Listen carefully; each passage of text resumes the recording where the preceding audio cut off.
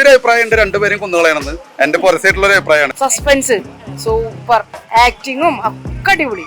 സ്ഥിരം മീൻസ് ഈ പടത്തിന്റെ ഈ ഫ്രാഞ്ചൈസിയുടെ ടെംപ്ലേറ്റ് പോലെ തന്നെ ഭയങ്കര രസമായിട്ട്. Super super super. നമുക്കൊന്നും പ്ലാൻ ചെയ്യാൻ പറ്റില്ല, ഒന്നും എന്താ പറയാ, നമുക്കൊന്നും പ്രെഡിക്ട് ചെയ്യാൻ പറ്റാത്തൊരു, അതൊന്നും പറയാൻ പറ്റില്ല. ഇതുപോലൊരു സീക്വൽ എന്ന് പറഞ്ഞാൽ അത് ഒരു മലയാള സിനിമയിലെ ആദ്യമാണ്. മെയ് 21 ആണിന്ന്. മലയാള സിനിമാ പ്രേക്ഷകർ അടക്കം കാത്തിരിക്കുന്ന ഒരു ദിവസം കൂടിയാണിത്. അതെ, നമ്മുടെ സ്വന്തം മോഹൻലാലിന്റെ പിറന്നാൾ ദിവസമാണ്. മാത്രമല്ല, ഇന്നാണ് നമ്മുടെ ദൃശ്യം 3യുടെ റിലീസ്. അതുകൊണ്ട് തന്നെ എക്സൈറ്റ്മെന്റ് കുറച്ചും കൂടി കൂടുതലാണെന്നല്ലേ. ഒരു മോഹൻലാലിന്റെ പിറന്നാൾ ദിവസം ഒരു പടം ഇറങ്ങുമ്പോൾ കുറച്ചും കൂടി ആരാധകർക്ക് കുറച്ചും കൂടി ആവേശമാണ്. അപ്പൊ ആവേശം കൂടുതൽ കൂട്ടി ഉറപ്പിക്കാൻ വേണ്ടി നമുക്ക് ദൃശ്യം 3യുടെ റിവ്യൂസ് ഒന്ന് നോക്കാല്ലേ. അപ്പൊ നമുക്ക് പ്രേക്ഷകരോട് തന്നെ ചോദിച്ചറിയണ്ടേ, ദൃശ്യം 3 ഞെട്ടിച്ചോ, തൂക്കിയോ, 100 കോടി മലയാളത്തിൽ അടിക്കോ എന്ന്? അപ്പൊ നമുക്ക് വാ ചോദിച്ചു നോക്കാം. ചേട്ടന്മാരെ സിനിമ ഉണ്ട്, സൂപ്പർ മൂവി, ഫാമിലി ആയിട്ട് എല്ലാവർക്കും വന്ന് കാണാൻ പറ്റിയ അടിപൊളി മൂവിയാണ്. ഇതുപോലൊരു സീക്വൽ എന്ന് പറഞ്ഞാൽ അത് ഒരു മലയാള സിനിമയിലെ ആദ്യമാണ്. ഡിഫീറ്റിംഗ് സീക്വൽ എന്ന് തന്നെ പറയാം. അതായത് ഒന്നെടുത്ത് രണ്ടെടുത്ത് മൂന്നും അതേ റേഞ്ചിൽ കൊണ്ടുപോകണമെങ്കിൽ is a classic of Jeethu Joseph. സത്യം അത് ജിത്തു ജോസഫിന്റെ ഒരു കഴിവ് തന്നെയാണ്. തീർച്ചയായും നമുക്കൊരു ബോറടിയും ഇതിപ്പോൾ സോഷ്യൽ മീഡിയയിൽ കാണുമ്പോൾ സീരിയൽ നിലവാരത്തിൽ പടം എടുക്കുന്ന ആൾക്കാരെന്നൊക്കെ പറയാറുണ്ട്. പക്ഷെ അത് മണ്ടന്മാർ അയാളുടെ സ്ക്രിപ്റ്റിലെടുത്ത പടങ്ങളല്ല. അത് ഇയാളുടെ ഓൺ സ്ക്രിപ്റ്റാണ്, 3 സ്ക്രിപ്റ്റും. അത് അയാൾ ചെയ്തിട്ടുള്ളത്. ബിഫീറ്റിംഗ് സീക്വൽ എന്ന് പറഞ്ഞാൽ ഇതുപോലെ സീക്വൽ എടുക്കാൻ, അതായത് ആദ്യ ഭാഗത്തിൽ തല്ലിക്കൊന്നു, രണ്ടാമത്തെ എല്ലാം കളഞ്ഞു, മൂന്നാമത്തെ ഭാഗത്തിൽ ഇനി എന്താ ചെയ്യേണ്ടത് അയാൾ ബുദ്ധിപരമായിട്ട് ചെയ്തിട്ടുണ്ട്. പക്ഷെ അത് ചിന്തിക്കുന്ന പ്രേക്ഷകരിൽ നെഗറ്റീവ് പറയുന്ന ആൾക്കാർ ആരൊക്കെയെന്ന് പറയുന്നില്ല. ഹൈ മൊമെന്റ്സ്, ഗൂസ് ബംസ് ഒന്നും ഫസ്റ്റ് സെക്കൻഡും പോലെ സിനിമയിലില്ല. പക്ഷെ ഇതുപോലെ സ്ക്രിപ്റ്റ് ഒരു 3ാം ഭാഗത്തിന് വേണ്ടി എഴുതാൻ അയാളെ പോലെ ഒരു ഡയറക്ടർ പറ്റുള്ളൂ. Sure shot. പിന്നെ എന്താ പറയാ, വേറെ ഒന്നും പറയാനില്ല. 4ാം ഭാഗം ഇനി അയാൾക്ക് ബുദ്ധി ഉണ്ടെങ്കിൽ എഴുതാൻ. എനിക്കൊരു അഭിപ്രായമുണ്ട്, രണ്ടുപേരും കുന്നുകളയാണെന്ന് എന്റെ പുറത്തായിട്ടുള്ള ഒരു അഭിപ്രായമാണ്. ലീതാ പ്രഭാകരനെ, ഐജി പ്രഭാകരനെ കുന്നുകളഞ്ഞ സിനിമ പോകുന്നതാണ്. അത് എന്റെ ഒരു ബുദ്ധിയിൽ പറഞ്ഞ കേട്ടോ ഞാൻ. അതായത് അവര് ശല്യം ചെയ്തുകൊണ്ടിരിക്കുകയാണല്ലോ ജോർജ് കുട്ടീനെ. അപ്പോൾ ഒന്നുകിൽ അവരെ അങ്ങനെയാണെങ്കിൽ 4ാം ഭാഗം അവസാനിപ്പിക്കുക, അല്ലെങ്കിൽ ഈ പടം അവസാനിക്കില്ല. എന്താ വെച്ചാൽ അയാളെ പിടിക്കാൻ പറ്റില്ല, ഒരിക്കലും അയാളെ പിടിക്കാൻ പറ്റില്ല. എന്താ വെച്ചാൽ അയാളുടെ ഭാഗത്ത് ന്യായമുണ്ട്. അത് നമുക്ക് 1ാം ഭാഗം തൊട്ട് അറിയാവുന്നതാണ്. അയാളുടെ ന്യായത്തിന്റെ മേളിൽ ഉണ്ടായിട്ടുള്ള ഇതുപോലത്തെ ഒരു സ്ക്രിപ്റ്റ്.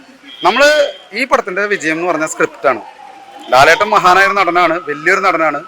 ആ ലാലേട്ടനെ വെച്ചിട്ട് ഇത്രയും വലിയ സ്ക്രിപ്റ്റ് ചെയ്യാൻ പറ്റിയ ജിത്തു ജോസഫിനെ അഭിമാനിക്കാം. വെരി ഗുഡ്, ഇൻട്രസ്റ്റിംഗ്, ശരിക്കും നന്നായിട്ട് പോകും, നല്ല സിനിമയാണ്.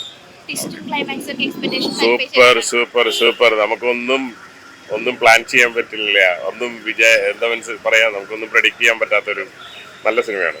ഓക്കെ, അയ്യോ എനിക്കറിയില്ല, അതിനെ കുറിച്ചൊന്നും അറിയില്ല. അതൊക്കെ ജിത്തു സാറിന്റെ ഇതില് നല്ല സിനിമ.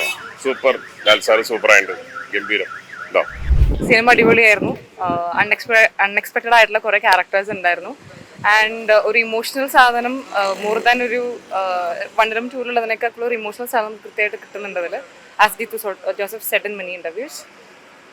അതേപോലെ ഒരു 4th പാർട്ട് ആന്റിസിപ്പേറ്റ് ചെയ്യും. അടിപൊളി പടം, 100 കോടിക്ക് അടിക്കും. സസ്പെൻസ് സൂപ്പർ, ആക്ടിങ്ങും ഒക്കെ അടിപൊളി. ഒരു നെഗറ്റീവ് പറയാല്ലേ, അടിപൊളി. 4ാം ഭാഗം ഉണ്ടാവുമെന്ന് പ്രതീക്ഷിക്കുന്നു. അങ്ങനെയാണ് അവസാനിപ്പിച്ചത്. നല്ല പടമായിരുന്നു.